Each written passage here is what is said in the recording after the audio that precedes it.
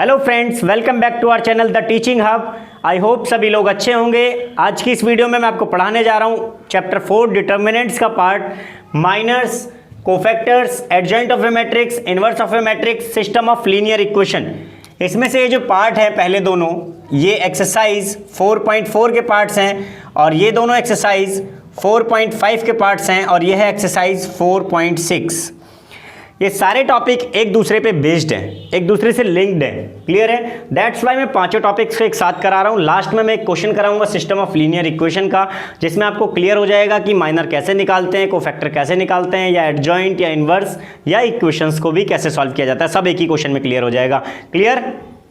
Now हम देखते हैं माइनर्स और कोफैक्टर्स। सबसे पहले हम देखेंगे ऑर्डर 2 इंटू 2 के माइनर्स। ऑर्डर 2 इंटू 2 के माइनर्स देखेंगे। लेट ए इक्वल टू, मैंने कोई मैट्रिक्स ले ली है 3 1 4 5।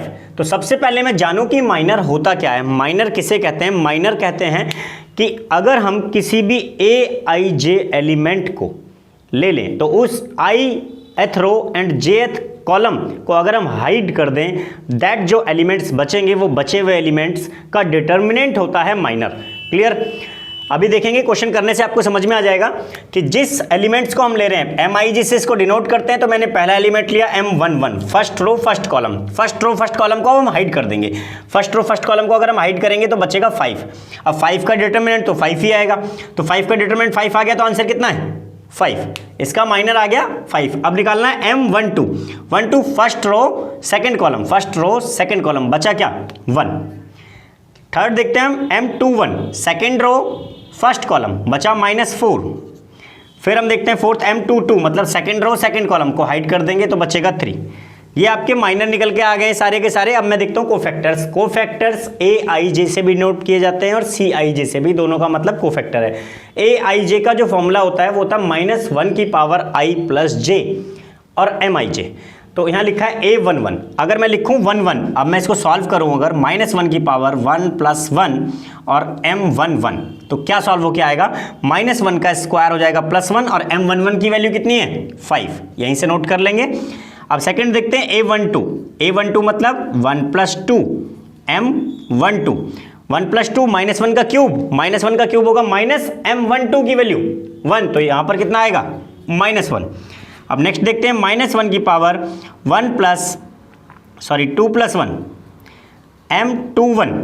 इस पोजीशन को देखेंगे, -1 का क्यूब आएगा माइनस, और यहाँ पर एक -4 पहले से है तो -4 प्लस का 4 हो जाएगा। A22 देखते हैं। A22 में क्या होगा? -1 की पावर 2 + 2 M22। अब -1 की पावर 4 कितना होगा? प्लस का 1 और M22 की वैल्यू 3, तो हम पुट करेंगे तो सॉल्व होकर आंसर आएगा 3। अब देखते हैं क्या आ गया आंसर। 5 -1 4 3। तो यहाँ देखेंगे पहला और तीसरा आपका सेम आया है, लेकिन बीच वाले दोनों के साइन चेंज हो गए हैं। क्लियर है? तो हमें याद रहे कि अगर -1 की पावर ऑड आ जाए या इन दोनों का सम ऑड आ जाए तो वहाँ पर साइन चेंज होंगे, अदरवाइज सेम साइन लिख दिए जाएंगे। क्लियर? अब हम देखते हैं 2 इंटू 2 ऑर्डर का adjoint of a matrix. Adjoint of a matrix होता है, लिखा जाता है सबसे पहले ADJ डॉट, और जिस मैट्रिक्स का एडजॉइंट निकाला जा रहा है वो मैट्रिक्स का सिंबल लिखा जाएगा। तो ए मैट्रिक्स का अगर हम एडजॉइंट निकाल रहे हैं तो यहाँ पर लिखा मैंने एडजॉइंट ऑफ ए। तो यहाँ पर ब्रैकेट के अंदर जो हमारे कोफैक्टर्स निकले वो कोफैक्टर्स अपनी अपनी पोजीशन पे वापस रख दो। A11 A12 A21 A22 and then उस मैट्रिक्स का ट्रांसपोज कर दो। जब हम इस मैट्रिक्स का ट्रांसपोज करेंगे तो ये हो जाएगा A11 A12 A21 A22। Clear है? अब हम इस एलिमेंट्स को रखेंगे अगर हम, तो यहाँ पर एडजॉइंट ऑफ ए जो हमारा निकल के आएगा वो आएगा, ये एलिमेंट्स रख दो वापस से, 5 A12 -1, यहाँ पर 4, यहाँ पर 3। तो अगर हम देखें तो ये हमारा एडजॉइंट ऑफ ए निकल के आ गया। क्लियर है? आई होप सभी को क्लियर हो गया होगा। नाउ हम देखते हैं ऑर्डर 3 इंटू 3 की मैट्रिक्स के माइनर, कोफैक्टर और एडजॉइंट्स। तो सबसे पहले माइनर की बात करें, मैंने एक मैट्रिक्स ली है A130 211 124। जैसा कि मैंने आपको बताया था कि माइनर जो होता है, जिस पोजीशन का हम माइनर निकालेंगे उस पोजीशन की रो और कॉलम को हाइड कर देंगे, जो एलिमेंट्स बचेंगे उसका डिटर्मिनेंट्स ही माइनर कहलाता है। तो हम निकाल के देखते हैं यहाँ से M11 first row first column को हाइड कर दो। हाइड करके देखते हैं, देखो 1 1 2 4। इसका डिटर्मिनेंट निकालना है आपको, 4 1 जा 4 -2 = 2। नेक्स्ट हम देखते हैं M12, 1 और 2 सॉरी 1 और 2, तो 3024 3024 बचेगा, 4 3 जा 12 -0 = 12। अब हम देखते हैं M13, 1 और 3, अगर हम बात करें तो बचा 3011, 3 1 जा 3 -0 = 3।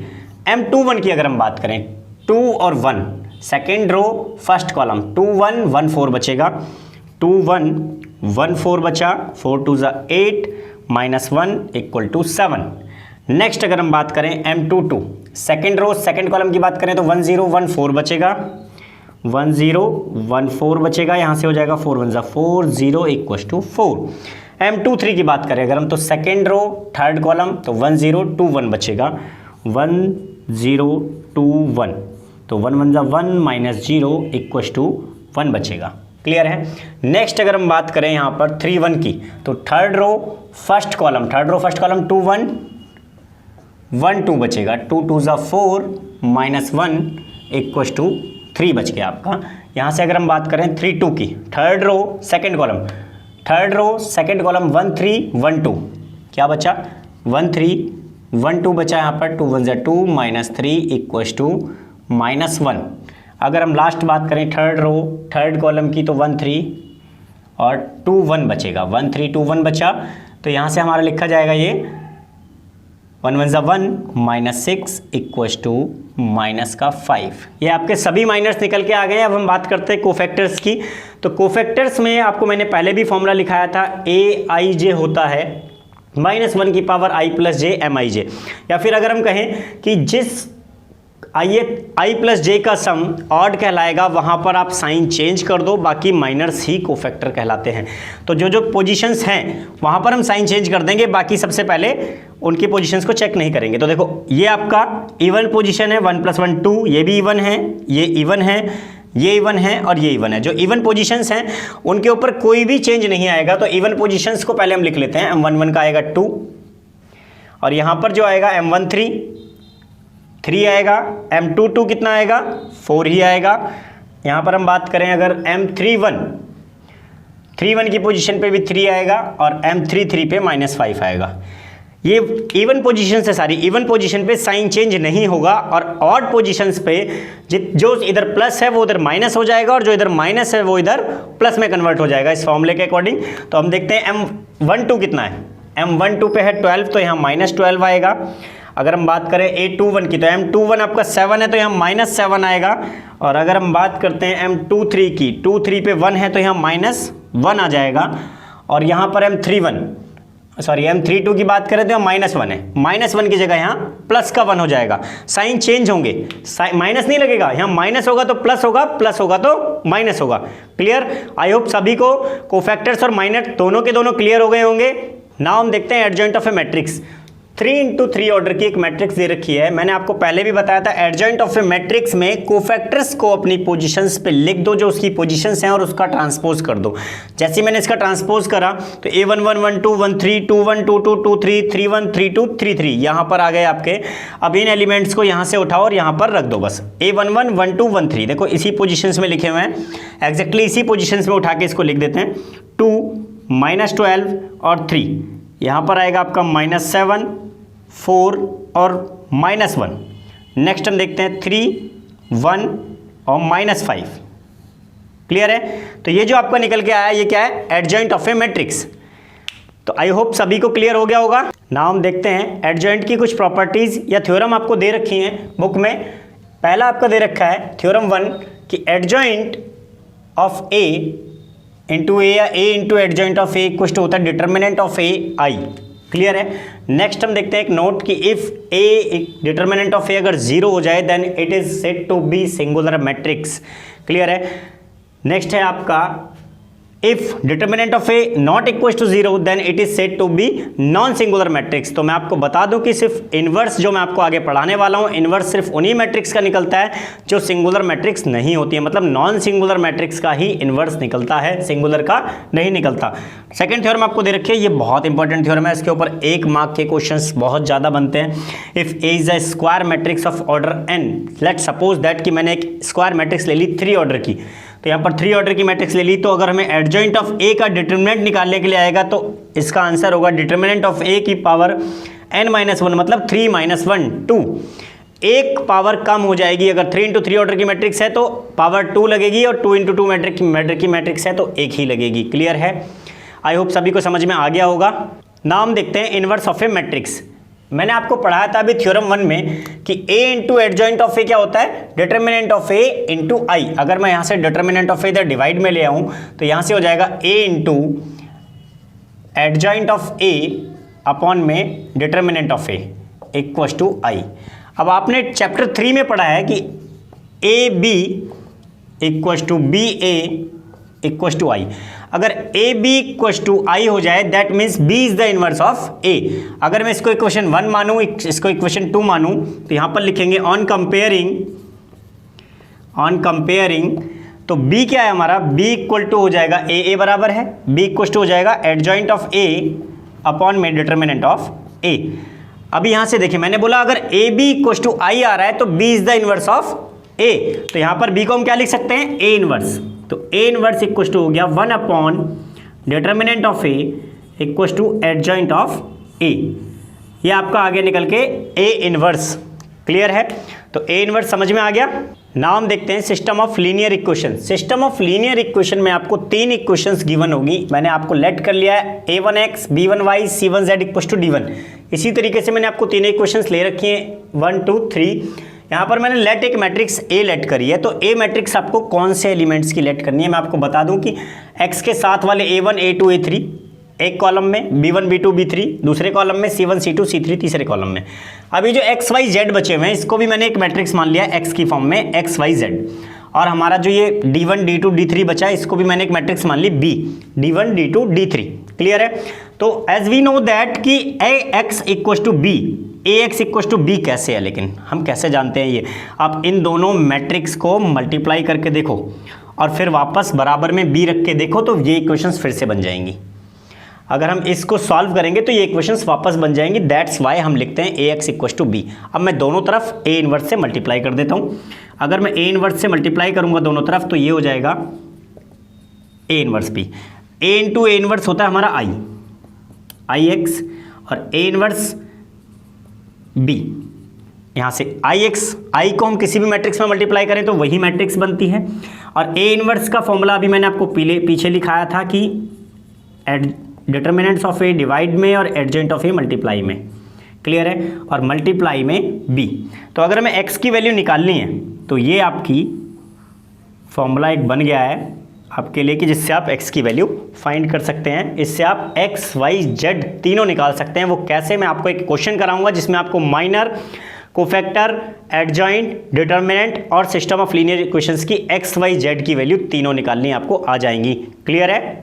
नाउ हम एक एग्जांपल देखते हैं जिसमें आपको माइनर, कोफैक्टर, एडजॉइंट, इनवर्स और सिस्टम ऑफ लीनियर इक्वेशन सभी क्लियर हो जाएगा। मैंने एक दिया है आपको क्वेश्चन कि 3 इक्वेशंस आपको दी हुई हैं और मैंने आपको अभी बताया था कि तीनों इक्वेशन से आपको सभी को कॉलम वाइज लिखना है एलिमेंट्स को, और ये मैट्रिक्स आपकी बी मैट्रिक्स लेट हो जाएगी और एक्स वाई जेड को हम एक्स ले लेंगे।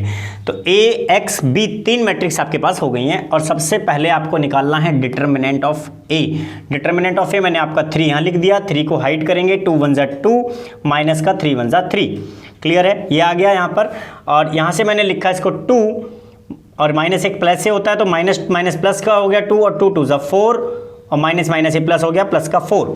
यहाँ से देखेंगे 3 और 3 यहाँ से हमने ये हाइड करा दोनों, 3 2 जा 6 माइनस का 6 4 1 जा 4 माइनस 4। जब मैंने इनको सॉल्व करा तो आया माइनस का 17। क्लियर है? डिटर्मिनेंट्स आपका आ गया -17। तो सबसे पहले डिटर्मिनेंट चेक करना है, अगर 0 आ जाए तो वो सिंगुलर मैट्रिक्स हो जाएगी और उसका इन्वर्स नहीं निकलेगा। तो नेक्स्ट हम चेक करते हैं माइनस। माइनस कैसे निकालेंगे? फिर से उसी एलिमेंट्स को हाइड करेंगे। M11 को हमने हाइड करा, हाइड कर दिया, 2 1 जा 2 माइनस का 3 तो कितना आएगा 2 माइनस 3 माइनस 1। इसी तरीके से मैंने सारे माइनस निकाले हुए हैं जैसे आपको मैंने पहले सिखाया था।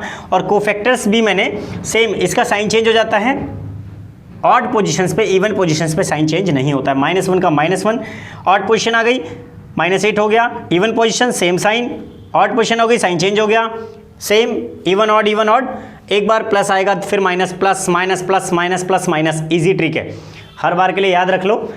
नेक्स्ट हम देखते हैं adjoint of A. Adjoint of A में आपके मैंने इन एलिमेंट्स को कॉलम वाइज लिखना शुरू कर दो, 1 2 3 1 2 3 1 2 3, मैंने ऐसे 1 2 3 1 2 3 1 2 3 कॉलम वाइज इनको लिखेंगे तो आपको कोई ट्रांसपोज करने की आपको रिक्वायरमेंट नहीं होगी, डायरेक्ट आपका आंसर निकल के आ जाएगा adjoint of A. Adjoint of A आ गया तो ए एक्स इक्वल टू क्या होता है बी, और X equal to A inverse B. A inverse का फॉर्मूला मैंने लिख दिया है और बी आपका मल्टीप्लाई में मैंने सभी की वैल्यू डाल दी यहाँ पर।